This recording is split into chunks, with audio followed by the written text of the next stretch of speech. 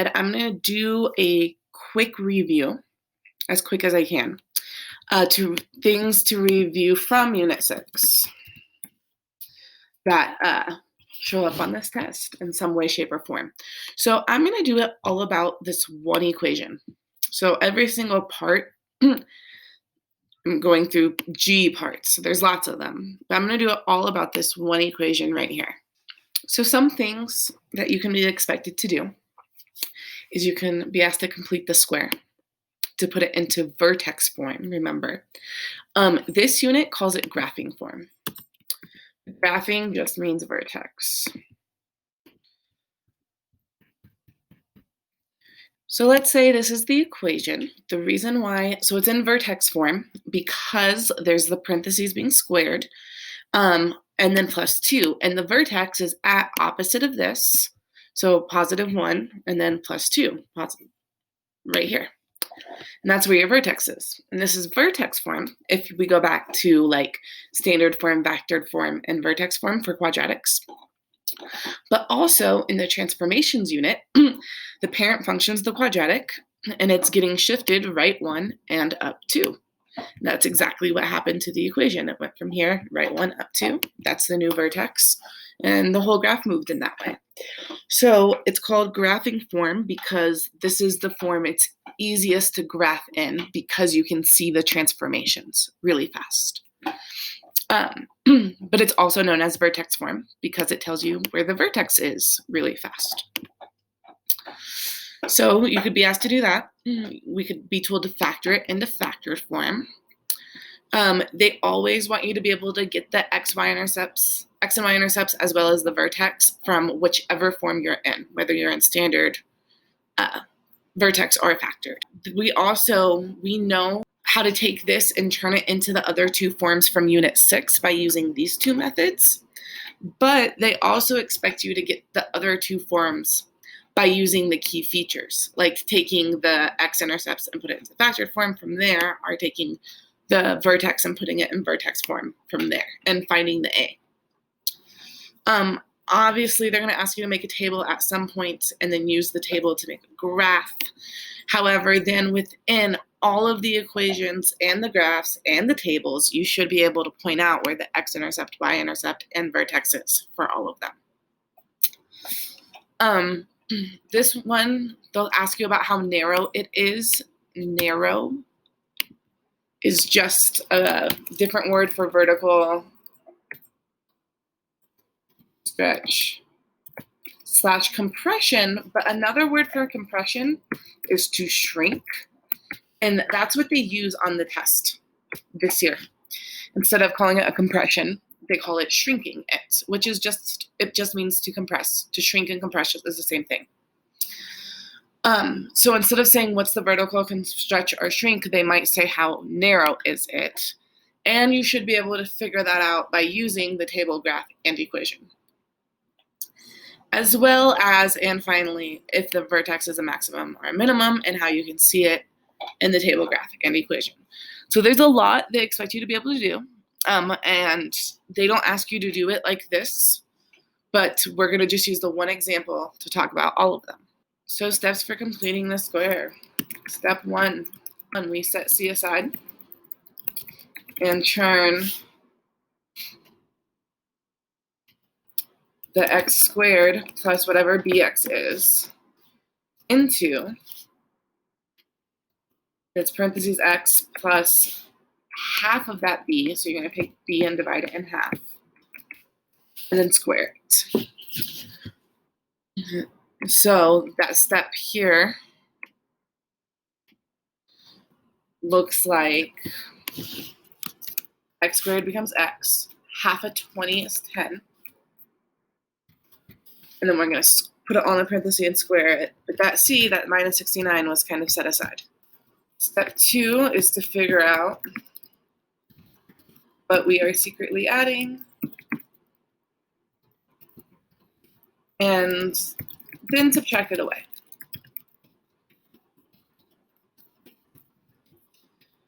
This keeps the equation balanced.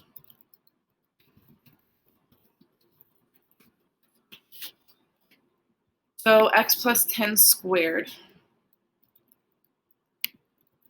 when we do the math on it, it's x plus 10 times x plus 10. So if I take the first x and times it to the second x, take the first x and times it to the 10. So now this x went to both of these. I'm going to take this 10 and multiply it to both of those as well. So I'm going to do the 10 times the x, and then the 10 times the 10. So then I actually do the multiplication, and x times x becomes x squared. X times 10 is a positive 10x. 10 times x is a positive 10x. And 10 times 10 is a positive 100. My last step in this is to combine my 10x plus 10x to 20x's. And we can see that doing this process in step 1 almost kept my equation the same, because it's an x squared plus 20, and my original says x squared plus 20. However, this plus 100 showed up when I changed this into this. So then from the minus 69, I'm going to subtract that 100. This part makes the secret plus 100 show up, and subtracting it later on will keep it balanced. So then I should actually combine those together, and negative 69 minus 100 is negative 169.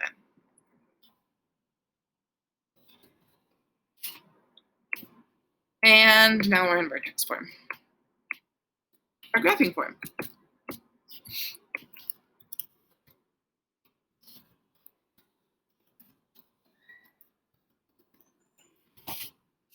And that's the answer to part A. Same equation, but part B wants us to factor it into factored form. So remember, for factoring, we need to find two numbers that multiply to the same thing as whatever the A times the C multiplies to. But they also add to whatever the B is in the equation. So in this situation up here, what is my A?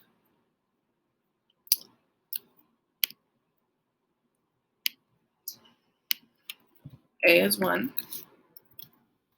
Is B in this equation? B is 20. And C is what in the equation? C is negative 69.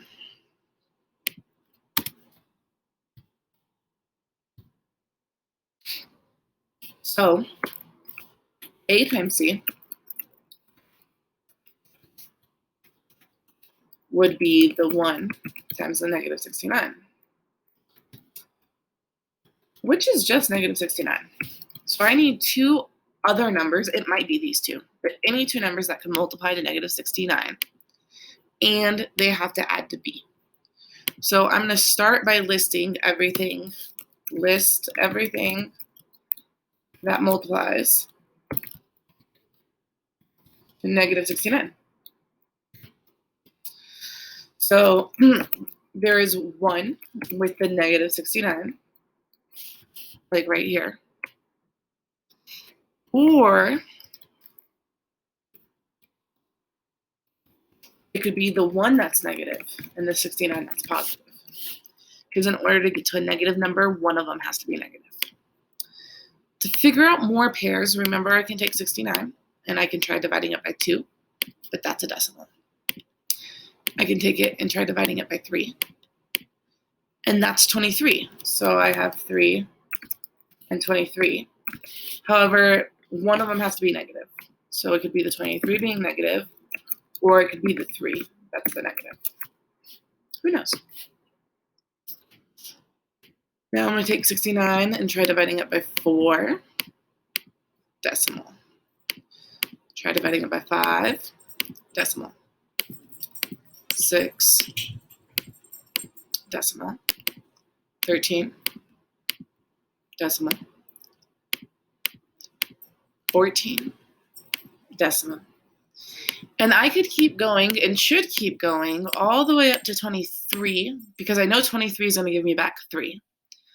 However, I am knowing my times tables, there won't be another one. I could keep going, but there will not be another one. It's one of these. So out of these pairs,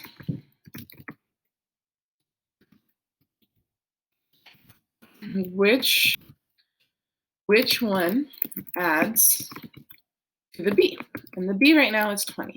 So even though I say the word add, remember that because one of them is negative, when we're adding them, it really ends up subtracting them. Like 1 plus negative 69 is the same thing as 1 minus 69, which would be negative 68. And then here, negative 1 plus 69 is like 69 minus 1, which ends up positive 68. So these are not my pairs that are going to get me to 20. It's not these two. Here, if I do 3 plus negative 23, it'll become negative 20. And here, if I do negative 3 plus 23, I get out positive 20. And my B from the beginning was a positive 20, because back in the original, it's a plus 20x. So this pair gets me to negative 20, so it's not that one. So it's this pair. Yay, so I did step 1, I found my 2 numbers. So step 2 is going to be to set up the factoring box.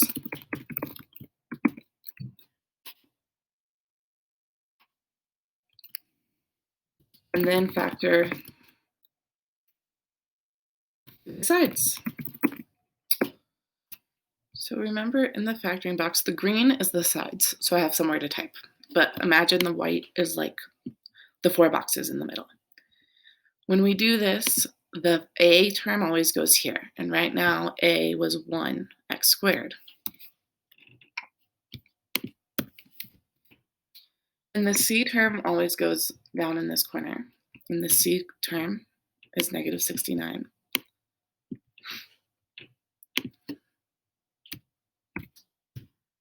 Then the 2 numbers you found can go in either place. I could put either one here or here. Like let's say I do negative 3 here, but I have to put x's on these because the 2 numbers we found were x terms.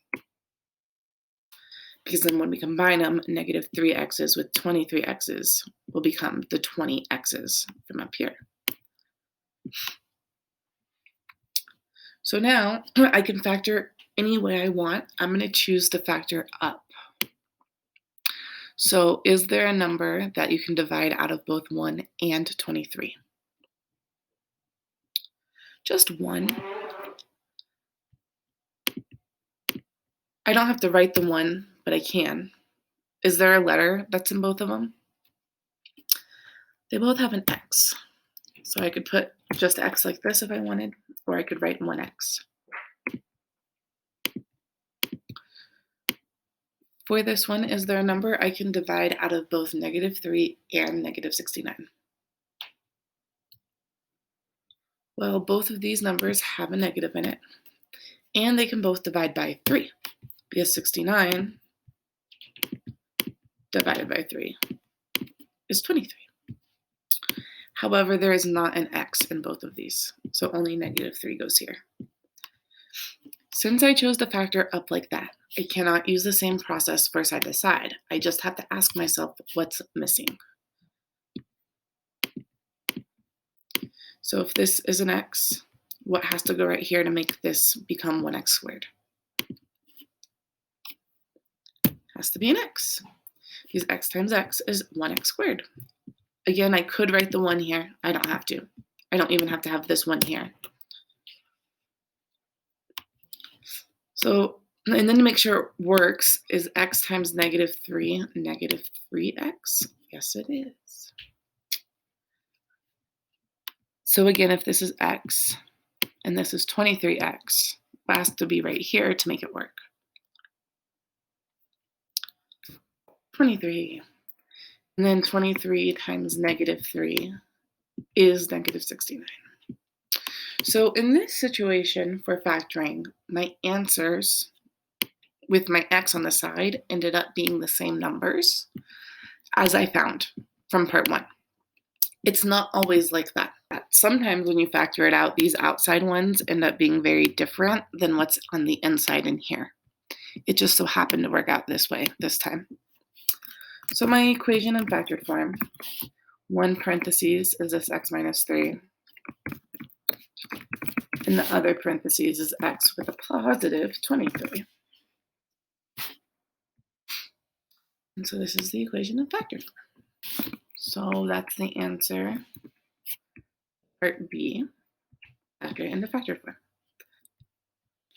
So part C wants us to make sure that we know how to list the x-intercepts, y-intercepts, and vertex from each form, no matter which form we're in.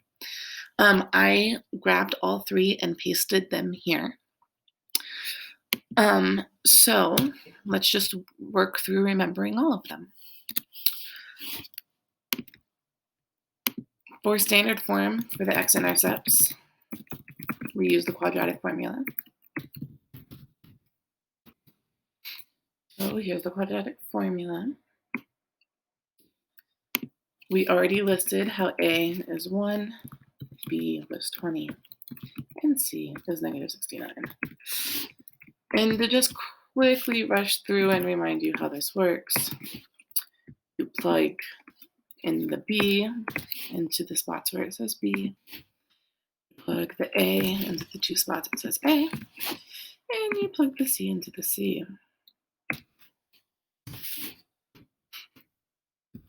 Then you can take this and throw this whole bottom into the Desmos. So we have 20 squared minus 4 times 1 times negative 69 is 676.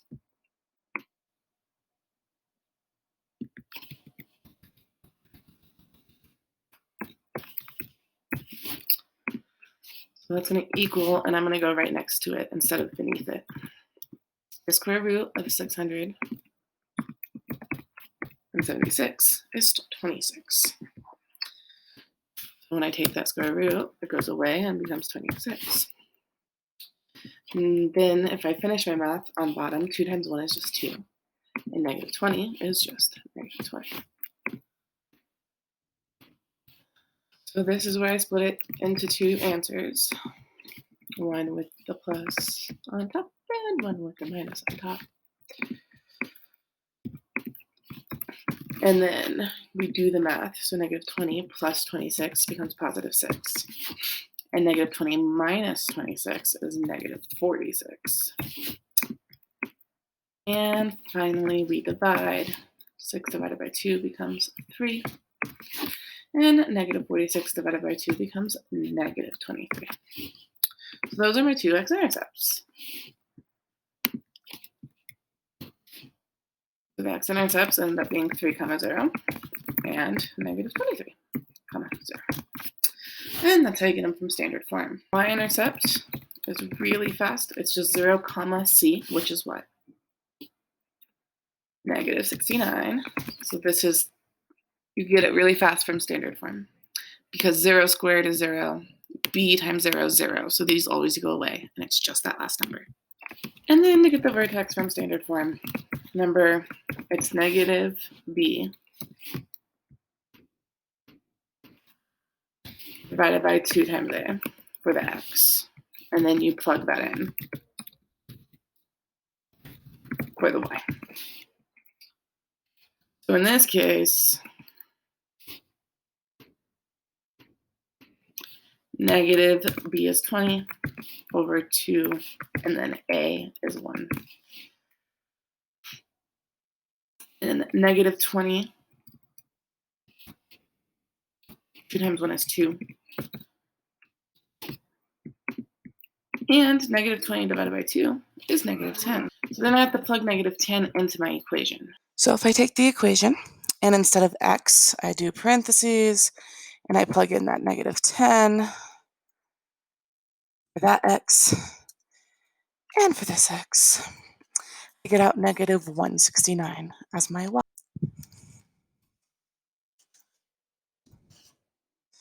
So the vertex as a whole is a negative 10 comma negative 169. And this is how we do it all in standard form. So if they wanted us to find all of the key features from vertex form, let's start with the x-intercepts. Remember, to do this, we use backwards order of operations. So you take the equation from vertex form and you make it equal 0 because x-intercepts are when the equation equals 0. And what's my first step in solving for x? First, I have to add the 169 over to the other side. So that I have x plus 10 squared is going to equal now, because these will eliminate, 0 plus 169 is 169. Now what's my next step? To get rid of the squared, you square root both sides. So on the left, it's just going to cancel with the squared, so I still have the x plus the 10 though.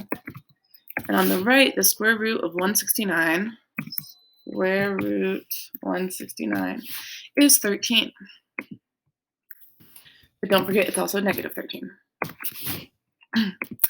So finally, what's my last step in solving for x? I have to subtract that 10 away from all of my answers. So that I end up with x equaling 13 minus 10 is 3. And negative 13 minus 10 is negative 23. So if I have to list my two x-intercepts as 2 points, I have 3, 0, and negative 23, 0. This is no different than before because it's the same equation, which is why it's the same x-intercepts as up here. We just did it in a different way, using backwards order of operations instead. For the y-intercept, remember for this one, for y-intercepts, x is always 0. So then I just have to plug in that 0 to figure out the y. So it's going to equal 0, comma, and if I take my equation here, at x plus 10 being squared minus 169. But instead of x, I'm going to put 0 right here, and I figure out the answer is negative 69. For the y-intercept. And then the vertex is the easy one to get from this form. Because remember, you do opposite of the parentheses, so it's going to become negative 10. Comma, you keep the outside the same, so negative 169. So if you're given vertex form and they want all 3, this is the fastest way to do it. If they give you factored form and they want all 3, remember x-intercepts, you use the zero product property for factored form, which is where we take each parentheses and make it equal 0. So I took x minus 3 and made it equal 0. And to solve that one for x, I add the 3 over. So then I'll get the fact that x is going to equal 3. And for the second one, to get rid of the plus 23, we minus that over. So that x is the negative 23. And so to quickly get our x-intercepts, we had 3, 0. And negative 23, 0. Intercepts are the easiest to get from factored form. It's the fastest. For the y-intercept, it's always 0, comma, and then we're going to plug in 0 for the y. So my equation was x minus 3 and x plus 23. And instead of both of those x's, if I put zeros there, I would get out the answer of negative 69. When I plug in 0, I get out negative 69. And to get my vertex and factored form, the x value is the middle of the two x-intercepts. And then the plug-in x, the x we find to find the y for the vertex. First of all, the middle of the two, figure out what's in the middle of 3 and negative 23, you could just try to count to the middle, but you could also add the 2. So 3 plus negative 23 is going to be negative 20. Then you divide that by 2 to get negative 10. Because remember, to find the middle of two anythings, you can add them up and divide them by 2. Add them and divide by 2. So we get negative 10.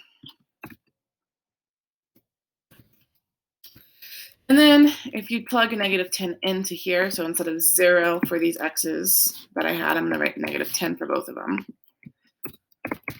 I would get out negative 169 as my y.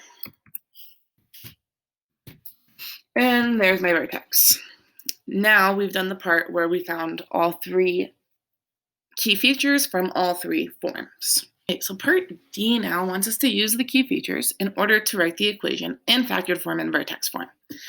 So this is a quick reminder because we already have it in vertex form and factored form. We did it differently. But sometimes, let's say they didn't start me with an equation in standard form. Let's say they started me with a graph or a table. And in the graph or table, I was able to pull out my x-intercepts of 3, 0 and negative 3, 0. I was able to pull out the y-intercept of 0, negative 69 and the vertex of negative 10, negative 169. So these were my 3 key features that I found doing it 3 different ways in part C. But then we're going to pretend that that's not how we found it, and instead, let's say they give us the graph or whatnot. And we were able to figure these 3 things out in a different way besides using the equations. So now they want us to go from here back to the equations. There's 2 different ways you could do it. You could write it in factored form by using the x-intercepts. Or you can do it in vertex form by using the vertex. Basically, if I started with the factored form by using the x-intercepts, I would say it would be x, and then I'd do opposite of this one, then x, and then opposite of the other x-intercept. And that's almost the equation in factored form, but there might be an a in front. Some vertical stretch or compression. So to figure out a, plug in a different point. Because you don't want to plug in one of the 2 x-intercepts. So you might plug in, for example, the y-intercept is 0, negative 69. Which means when I take my equation in factored form right here, and I plug in 0 to my x, it should equal negative 69. And so I need to solve for my a. So a, 0 minus 3 is negative 3. 0 plus 23 is 23. And it's going to equal the negative 69 from up here. Now I have to do negative 3 times 23. And when I do that, negative 3 times 23, I get out negative 69. So it's a times negative 69. It's going to equal negative 69. What's my final step in solving for a? I have to divide that negative 69 over to the other side. And negative 69 divided by negative 69 is just 1. And if a is 1, I could say here, I could take my equation and say, therefore, my answer is this with a 1 in front. However, the 1 in front could be the invisible 1. And now the answer is what we knew the answer was in factored form from when we did the math before. But now we just got it a different way. Same thing from vertex form, except you use the vertex. So to do this one, it's a times x. And then when you take the vertex, it's opposite of this one when it goes into vertex form. Close your parentheses, square it, and then you keep the minus 169 the same at the end. And so this is the start of vertex form. However, there might be some number in front. So to figure out if there's a number in front, you figure out A by plugging in a different number, a different one. For example, what if I use the y-intercept for this one again? I don't have to. I could use one of the two x-intercepts. But what that means is if I put 0 in here, the whole thing should equal negative 69. And so I can do my math to solve for that A. So first 0 plus 10 is 10. Then 10 squared, 10 times 10 is 100. And now that I did that math, I can start to solve for my A. So the first step in solving for A would be to add this 169 over.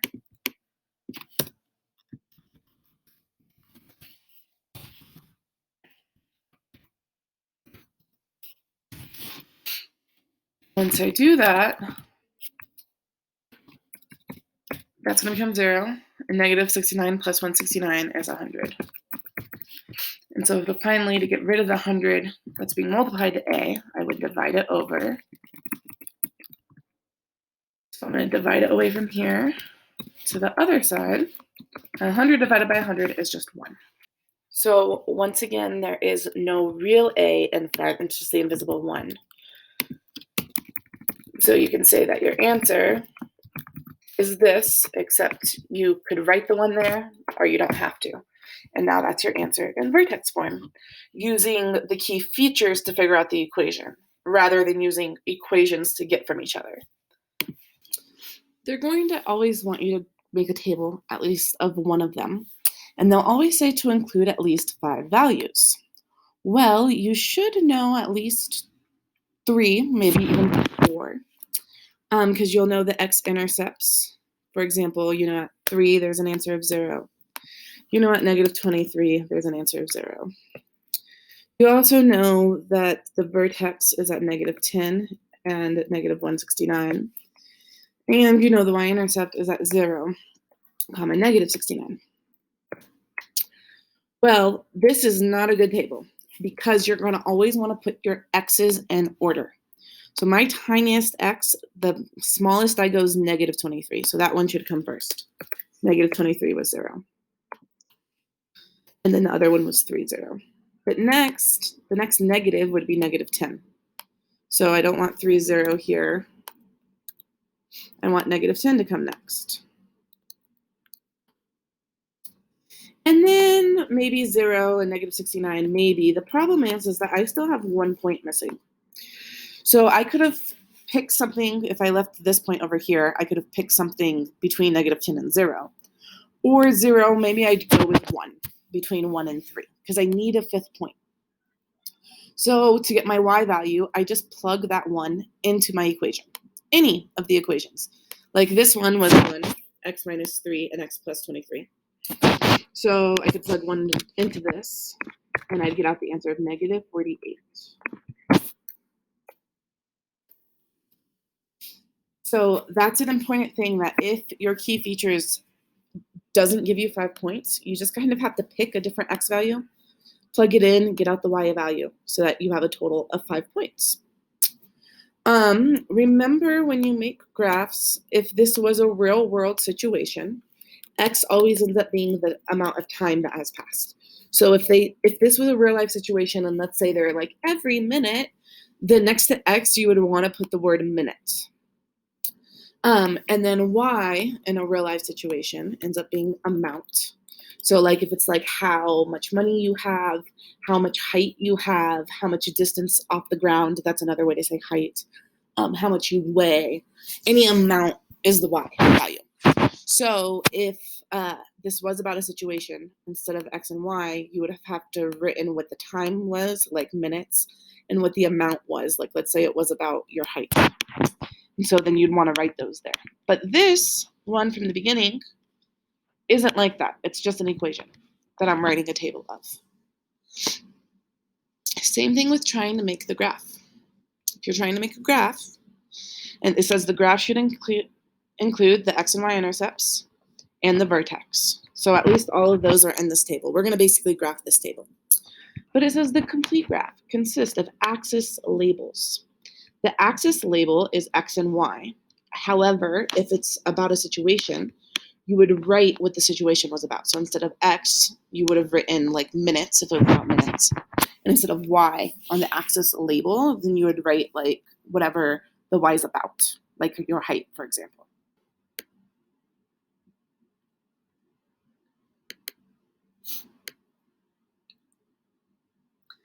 So axis labels, since I don't have a situation, I can just put an X on my side to side axis. And then I can come up here and put a Y on my up and down axis. But again, if it was about something, I would have wanted to have written like height and minutes, but it's not about that. So that's the axis label that it talks about. It also says appropriate scales. So appropriate scales, your scales are your tick marks, what you're going by. For example, on x's, I have to be able to go all the way back to -23 and all the way forward to +3. So if I bring up my graph, on x's, backwards I have 1, 2, 3, 4, 5, 6, 7, 8, 9, 10 tick marks, which means I have 10 tick marks going forward as well. I'm trying to make sure I can get 23 in there. So if I do 23 divided by my 10 tick marks, they have to at least each be worth 2.3. So if I round up, they need to at least each be worth 3, each tick mark. So if I did that, this tick mark and this tick mark, because on the x direction, they have to be worth the same amount. So this one would be worth +3 if it was going forward. And then if I'm going one backwards, then I'm back at -3. When making a graph, it's okay to just tell me what the first tick mark's worth, because the next one has to be worth the same amount. So the next one's worth 3 more. So now this one's at 6, and then one more tick mark in the other direction would take me to -6. So just for the sake of time, I made the graph and cut to here, but you can see on my x-axis, I went by threes forward, 3, 6, 9, 12, 15, 18, all the way up to 30, and then backwards all the way down to -30. So that's an appropriate scale for my x-axis. Now I have to make an appropriate scale for my y-axis. My y-axis, the biggest one is 0. It only goes up to 0. But it goes all the way down to -169. So if you remember, I can only go down 10 tick marks. And so I have to get to 169 divided up into 10 tick marks. They have to at least be 16.9 each. Let's round up to 20 and go by 20s. Which means on my y-axis that going down 1. So down 1 tick mark brings us down to -20. Which means another tick mark down is 20 more, so then I'd be down at -40. And 20 more would bring me to -60. 20 more is -80. 20 more is -100. 20 more is -120. 20 more is -140. 20 more is -60. And then -180. And then -200. And I could go up, but none of my y values are up, so there's no need. All right, so now my x and y axis has appropriate scales. So I have axis labels and appropriate scales. This says ordered pairs for each identified points. So now I have to put all the points on them, and I have to write the order pair next to them, which kind of looks something like this. So the point -23. So here's -21 on x. Here's -24. It's going to be closer to -24. And then 0 means 0 up or down, so it's going to be on this line. So it's going to be about there-ish. So you can sort of see that dot. However, they also want you to come up here and next to the dot, write negative 23 comma 0. That's the ordered pair next to the dot. The next point is negative 10, negative 169. So I'm going to go over to x is negative 10. So here's negative 9. So a little more is negative 10. But then it's going to go all the way down to negative 169. So here's 160. The next one's 180. 170 is right in the middle. And so a little before that is about right there-ish, that little dot. But I just got to make sure that I come and I put the ordered pair by it, which is negative 10 and negative 169. 0, negative 69.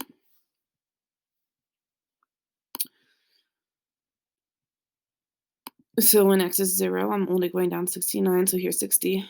Here's 80. Halfway in between that 70. 69 is a little closer. Is a little before halfway. So if I can paste my ordered pair when x was 0, the answer was negative 69. My next point's when I plug in 1, I get out negative 48. So just 1 over. Remember, each one's worth 3, so I'm going about 1 of the 3 over. And then I go down negative 48. So here's negative 40. Negative 50 is about halfway. So it's about right there. And so next to that dot, I'm just going to come up here and write the ordered pair of 1, comma, negative 48. And finally, I need to do 3, comma 0 for my last point. So at 3, I'm on the x-axis again. And so if I post the ordered pair next to it, it's at 3, comma 0. Now I can come in and I can make the correct shape. Remember, it's a quadratic, so at the vertex, it's going to U up on the left. And it's going to U up on the right, and I'm going to try to go through all of those points.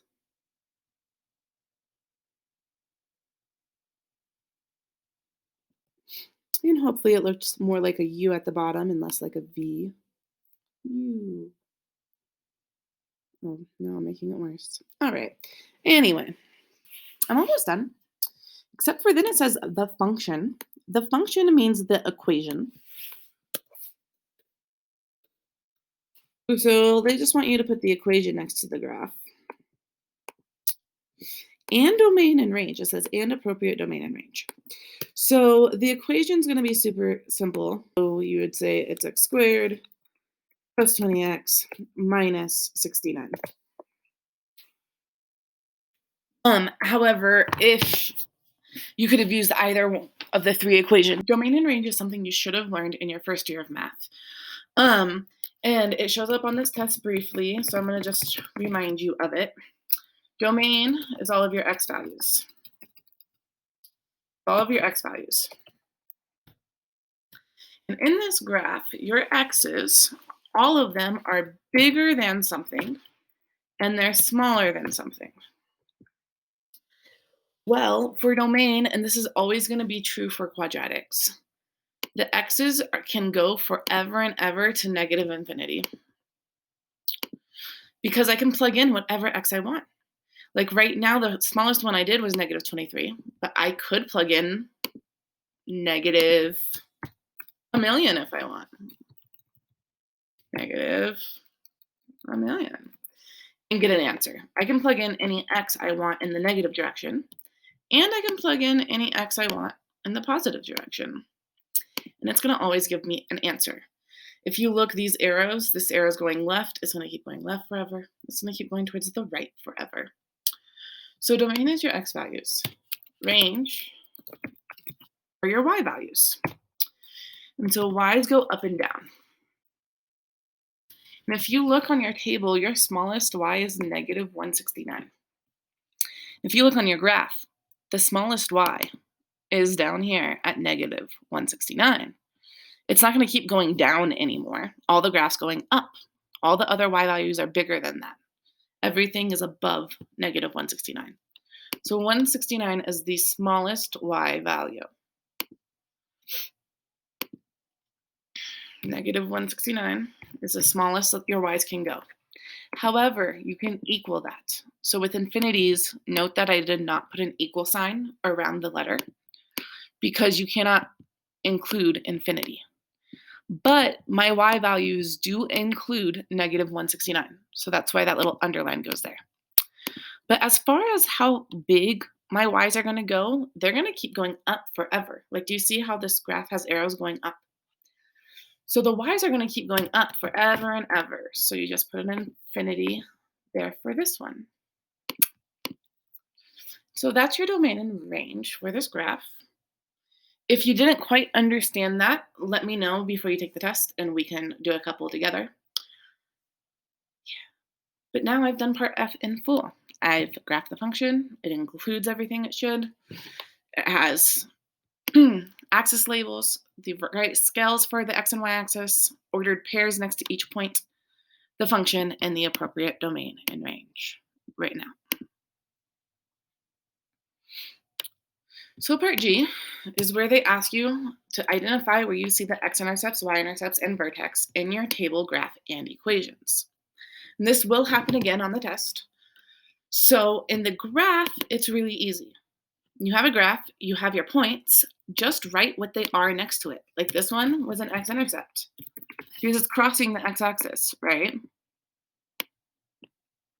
Which means I can say the same thing about y30 is an x-intercept because it's crossing the x-axis. You could come to the y-axis, the 0, negative 69, and say the same thing. So you can say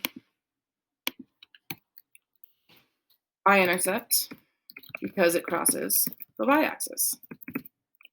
And then down at the vertex, you can tell me it's the vertex because that's where it humps. On the graph where the hump is where the vertex is. So that's how you'd see them all on the graph.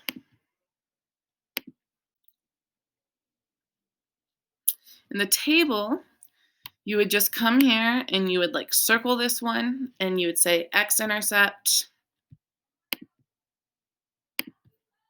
So these are the two x-intercepts. And the reason why we know this in the table is because the y is 0. So I'm just going to write it in green, but x-intercepts because y equals 0 for your two x-intercepts. Then this one, I'm going to put it in purple. This is the y-intercept because for x is 0. Remember, for y-intercepts, they don't go left or right, so x is 0. And this is the vertex.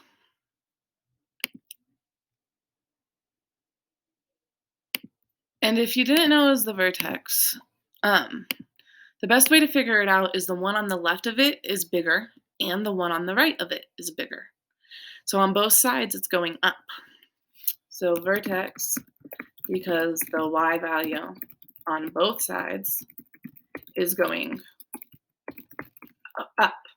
Now, it doesn't have to be up. If they're both going down as well, then it would also be the vertex. But it's about it being the same on both sides. From negative 169, 0 is bigger than it, and negative 69 is bigger than it. Versus like if I thought this was the vertex, well, on the left, this is smaller, and on the right, it's bigger. So it's not like it's symmetric. It's doing separate things on each side. As long as the same thing's happening on both sides of it, then it's the vertex. Because the vertex is right in the middle, and the same thing happens on each side of it. So that's where you would do it in the table for part G.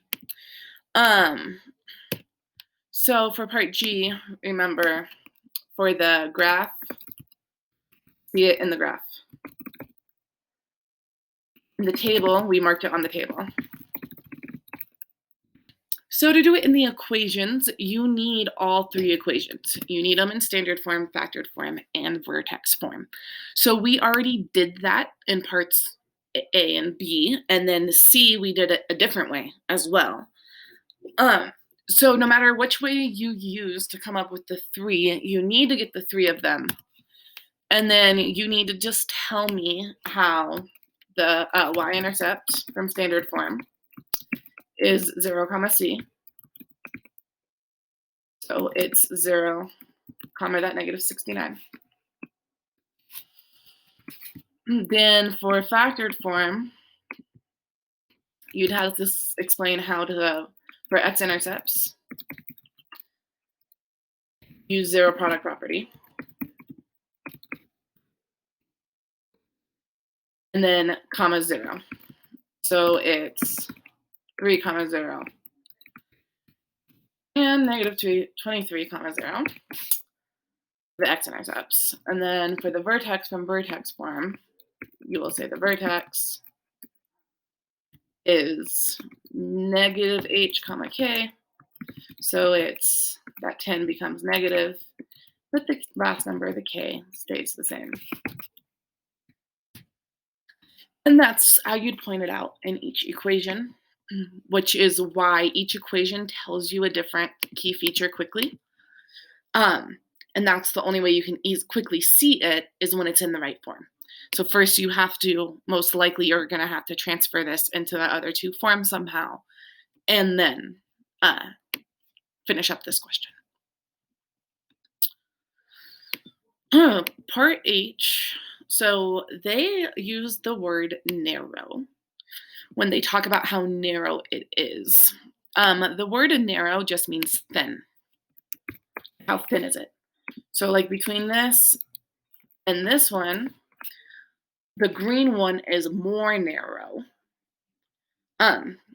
Yeah, and because that's just what the word means. It has more thinness. So when they ask how narrow it is, they're asking about what the A is. What's the vertical stretch or compression? So for the equation, no matter what equation we're in, you can see the A in front is 1. So for how narrow is it, the answer is the vertical stretch / shrink is 1.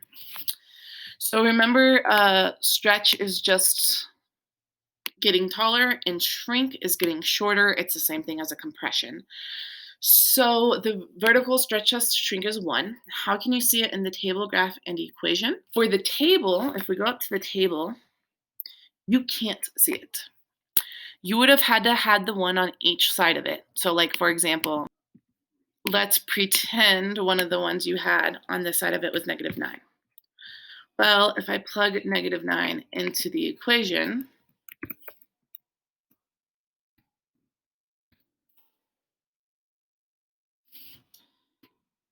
if instead of x here, I do negative 9, and if instead of x here, I type negative 9, I would get negative 168. If I did the other one on the other side, negative 11, it would also be negative 168. So from the vertex, it went over 1, up 1. Do you see how it went up to negative 168? So in the table, I can tell by the one that's right next to the vertex, but it has to be the x that's right next to the vertex.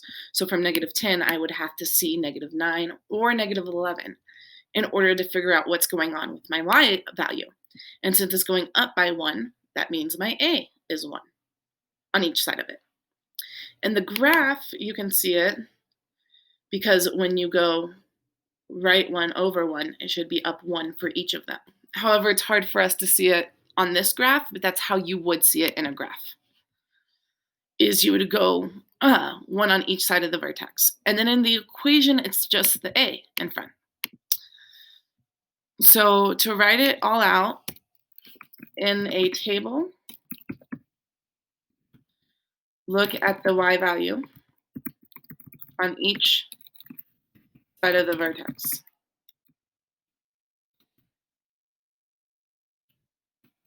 Whatever you are changing by is your a, or your vertical stretch or shrink. So again, it has to be one away from each side of the vertex. That's the only time it works. So if my vertex is at -10, it only works if I look at either -9 or -11. And however much my y is changing by is whatever my a is. Um, so just a short little example. Who cares what the equation is, but let's say the vertex is at 2 and it's a vertex of 10. Then on each side of it would be 1 and 3. And let's say whatever equation I plug in the answer to, I get out 14. Well, since from my vertex, they both went up by 4, that would make my A being 4. So I would have a vertical stretch of 4. Because remember, stretching is when A is more than 1. Versus shrinking or compressing is when A is less than 1. So for example, if both of these went to, let's say it was like 9.5. Well, it didn't drop a whole 1, it didn't drop down to 9. So because of that, I'm going down half. So my A is negative half. So in this case, I'd be compressing it by half. If it went up to 10.5, it would still be compressing it by half, except instead of it being negative half, it's positive half. So it's not being reflected over in this case. But the A, the vertical stretch or shrink, it's still shrinking by half in this case because I'm only going up half of 1 from that 10. So same thing with a graph. In a graph, you also look at your y value on each side of the vertex. And whatever you're changing by is your A as well. So this might be an example of it, for example. And here's my vertex. And if it's at 1, and so if I go over to 2 and go up to where the graph is, it goes up here. So from my vertex, I went over 1 and up 3. Therefore, my A is a 3, like I did here to graph it. So that's how you'd figure it out in a graph. And then in the equation, it is the A value out front. That tells you where to figure out how narrow it is, or what the vertical stretch or shrink is. So that's that part. They also like to ask you if the vertex is a maximum or a minimum, and how would you know? Well, remember, maximum is the biggest y value. It's at the top of the graph. So maximums particularly happen when the graph is flipped over. Because if it's not reflected, then the vertex is at the bottom. And so and it's a minimum. But if it's being reflected and flipped over, now that vertex is on the top of the graph. It's at the top of the hump. So now it's considered a maximum.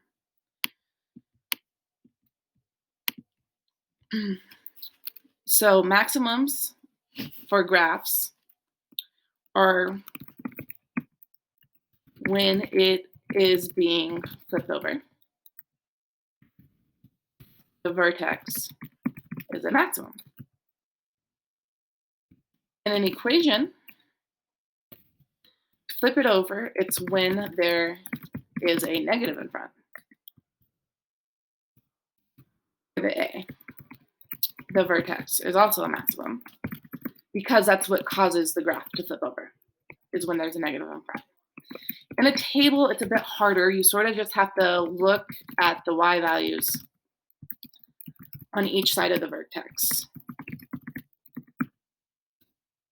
If they are less than the vertex, then the vertex is the maximum.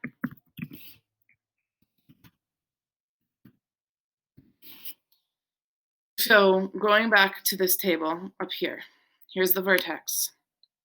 The numbers on each side of it are going up. So because they're going up, it's not a maximum amount, it's the minimum amount because everything else is bigger. So for this one, I take it and I look on each side And I'm like, okay, 0 is more than that. So other things are going up. This is the smallest one. It's the minimum. So since ours was a minimum, this is what we do for minimums. Minimum is when the vertex is the smallest y value, which puts it at the bottom of the graph. So graphs, it's when it's not being flipped over. When it is not being flipped over, the vertex is at the bottom of the graph because it humps at the bottom. So it's a minimum. So for the equation is when there is not a negative number in front, or when it's positive. When there is a positive number in front, the vertex is at the minimum. Because again, if there is no number in front, it opens upwards, which puts the vertex at the bottom down there, being the minimum.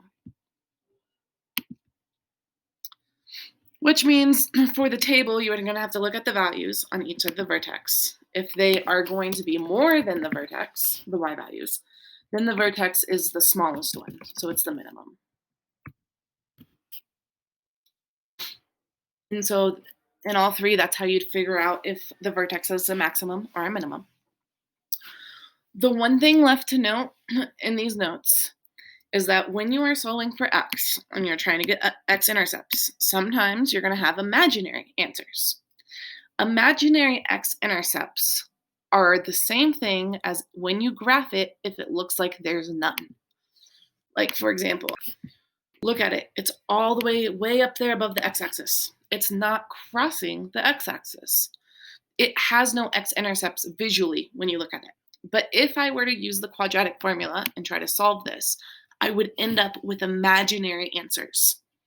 So this happened to some of you on the last test where they asked you to compare or contrast a graph like this to an equation. And when you solved the equation, you got imaginary answers. And so you wrote the imaginary x-intercepts down. And then when you did it for the graph, you wrote that there were none because you couldn't see any. But if I were to compare this graph to an equation that has no x-intercepts because they're imaginary, that's the same thing. Like, it's something they have in common.